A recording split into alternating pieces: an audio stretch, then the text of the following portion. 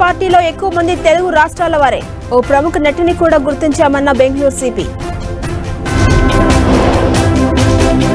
AP CS Jawahar రెడ్డితో సమావేశమైన DGP. అల్లర్ల ఘటనలో తీసుకోవాల్సిన చర్యలపై చర్చ. ఓట్ల నాడు ఒక మాట, నాట్ల నాడు మరో మాట. వరి పంటకు బోనస్ పై ప్రభుత్వం మాట మార్చిందన్న కేటీఆర్. ధాన్యం కొనుగోళ్లపై విపక్షాల తప్పుడు ప్రచారం. రైతులపై రాజకీయం వద్దన్న భట్టి విక్రమార్క. సీసీఎస్ ఏసీపీ నివాసంలో కొనసాగుతున్న సోదాలు. భారీగా నగదు గుర్తించిన ఏసీబీ అధికారులు. హైదరాబాద్ గన్ పార్క్ వద్ద ఉద్రిక్త వాతావరణం. నిరుద్యోగ సమస్యలపై బీజేవైఎం ఆందోళన. ఉప్పల్లో డ్రగ్ కంట్రోల్ అధికారుల తనిఖీలు. అధిక ధరకు మెడిసిన్ విక్రయిస్తున్నట్లు గుర్తింపు.